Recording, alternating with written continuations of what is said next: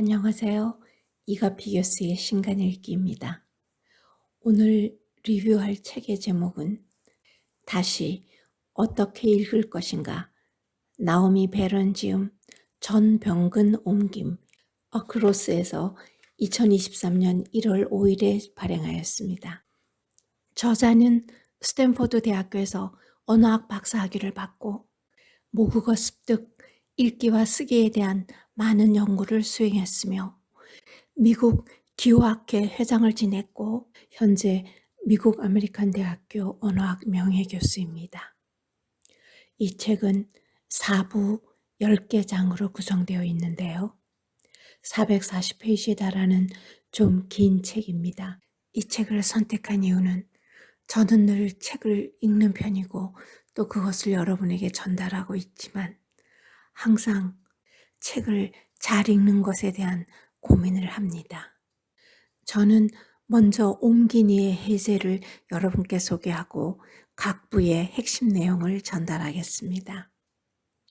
옴기니 해제, 디지털 시대 읽기의 재인식과 전환. 2019년 메리언 울프의 다시 책으로를 번역해 국내에 소개한 적이 있다. 순간 접속의 시대에 깊이 읽기의 중요성을 인지과학의 연구 성과를 토대로 웅변한 책이었다. 해법으로 제시한 것이 아날로그와 디지털 매체를 넘나들며 깊이 읽기를 구사할 수 있는 양손잡이 문해력의 육성이었다. 통계에 따르면 사람들의 스마트폰 사용 시간은 계속해서 늘어나는 반면 독서량은 갈수록 줄고 있다. 청소년들의 문해력 저하 징후도 끊이지 않는다. 이 책의 저자인 베런 교수는 울프의 문제의식, 즉 디지털 시대의 깊이 읽기의 중요성을 이어받았으면서도 그간 축적된 매체 간 비교 연구 성과를 훨씬 더 체계적으로 반영해서 한 걸음 더 나아간 해법을 제시한다. 그것은 디지털 다매체 시대 현실에 맞는 읽기의 재인식과 전환이다. 저자는 종이책인가 디지털인가 하는 뜨거운 논쟁을 하는 양측의 성찰을 위한 휴전을 권한다. 또한 종이책 읽기에 대한 낭만적인 고정관념을 재검토한다.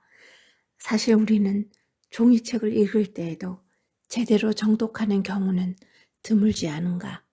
게다가 오늘날의 읽기 방식은 너무나 다양해졌다. 종이책뿐만 아니라 스크린에서는 하이퍼링크를 타고 텍스트를 넘나들고 귀로 읽는 오디오북도 있고 시청각을 활용하는 동영상 교재도 있다. 저자는 종이부터 스크린에 이르기까지 매체마다 장단점이 있음을 세세하게 보여준다. 따라서 특정 매체에 대한 이분법적 판단을 내세울 것이 아니라 읽을 때마다 필요에 따른 매체의 선택과 적절한 사용이 중요하다고 말한다. 또한 읽기의 유형과 목표에 따라 그리고 읽는 사람의 취향과 숙달 정도에 따라서도 매체는 다르게 활용될 수 있다.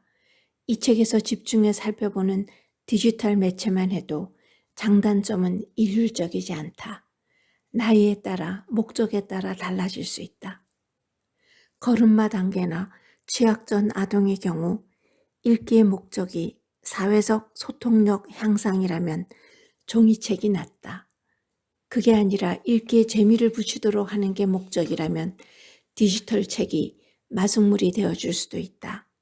하지만 아이가 커가면서 이야기는 달라진다.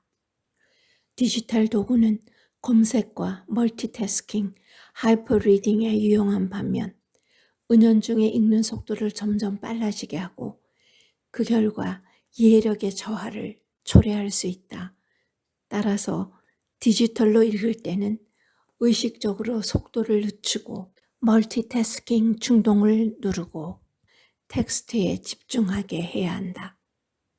저자가 각별히 주시하는 것은 교육 현장에서 점점 비중이 커져가는 그리고 우리의 일상에서도 일반화되고 있는 온라인 검색을 통한 복수의 디지털 자료 읽기다. 이런 추세는 우리의 읽는 삶에 어떤 결과를 가져올까?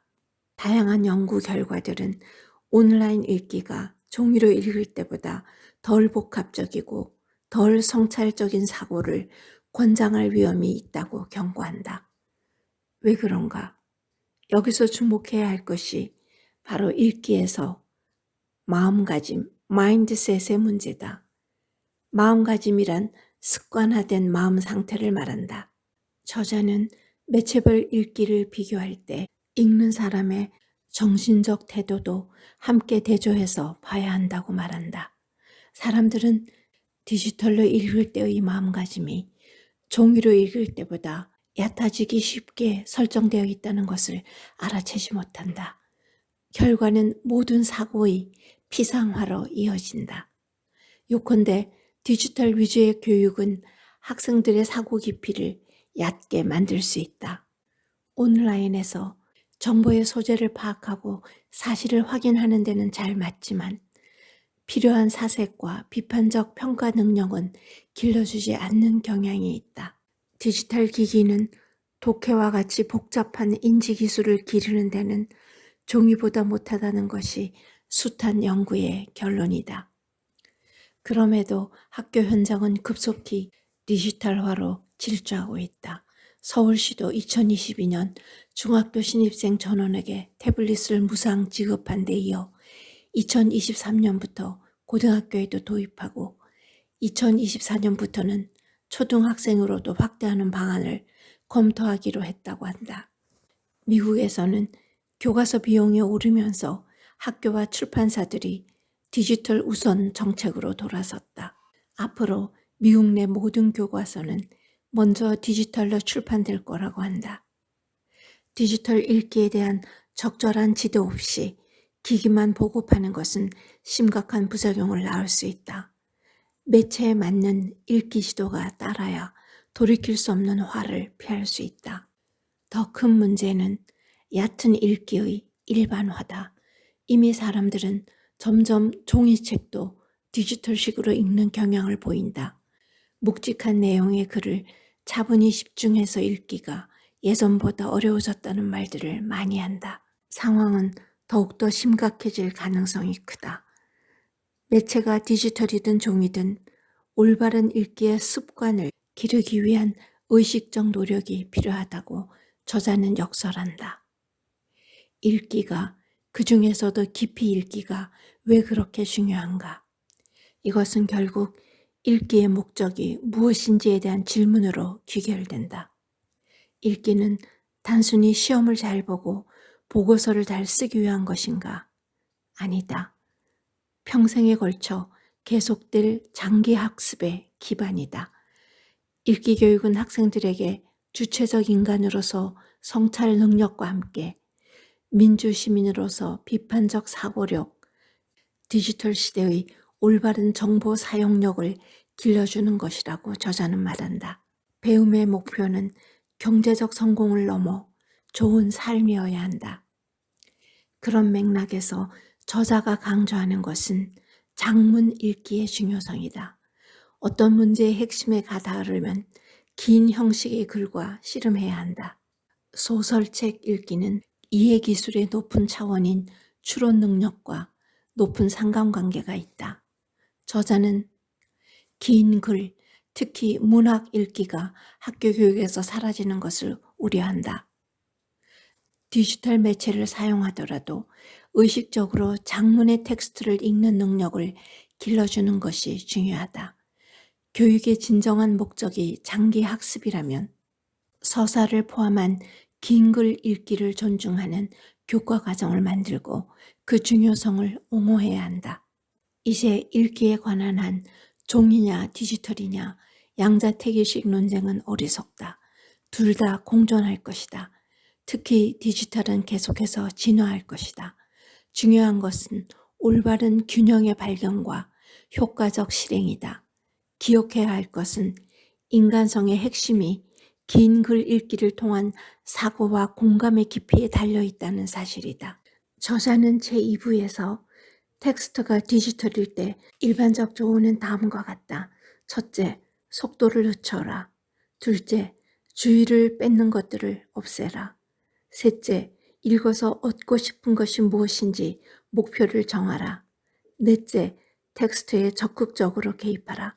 여기서 텍스트의 적극적인 개입 능력을 기르는 법은 디지털로 읽을 때에도 매 페이지가 끝날 때마다 잠시 멈추고 방금 읽은 것을 되짚어 보라고 조언합니다. 즉, 종이 읽기를 했던 고전적인 읽기 방법을 디지털에도 사용하라는 것이죠. 읽기를 시작하기 전 텍스트에 정신을 모을 준비를 하고 긴 글 중간중간에 스스로 읽은 것을 곱씹어보고 핵심어를 찾고 요약하고 그리고 혼자 주석 달기를 해도 좋고 온라인 도구를 사용해서 여러 사람이 함께 주석 달기를 하는 것도 방법입니다. 텍스트의 길이와 주제, 개인적 선호도 같은 변수에 따라서 두 매체를 동시에 사용하는 방법도 있다.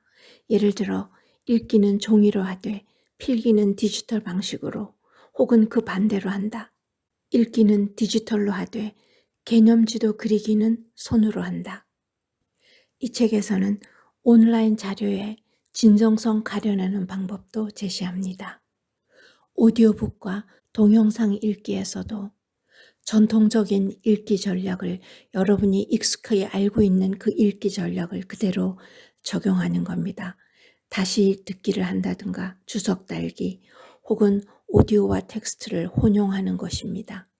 우리는 학생들에게 읽기의 목적에는 정보에 대한 빠른 접속, 가벼운 읽을거리, 속도가 느린 사색을 동반한 읽기 등 여러 가지가 있다는 사실을 알도록 도와야 합니다. 요즘 미국의 대학교 입학 전형 과정에서 ACT나 SAT 점수를 요구하지 않는 학교가 점점 늘어나고 있는 것이 사실이다. 이렇게 시험의 중요성이 하락하고 있는 미국에서 우리가 무엇을 배울지 방법을 찾아야 하겠지요. 바로 저자가 소설책뿐이 아닌 긴 글 읽기와 깊이 읽기를 더욱 강조하는 것입니다. 맨 마지막 페이지에 더 많이 읽어라. 읽을 때는 집중해서 무엇으로 읽을지도 중요하다. 이 말은 우리 모두에게 해당된다. 우리 모두가 자기만의 읽기 식단을 짤 필요가 있다.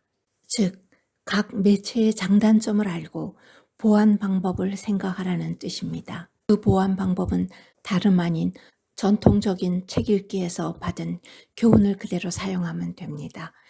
감사합니다.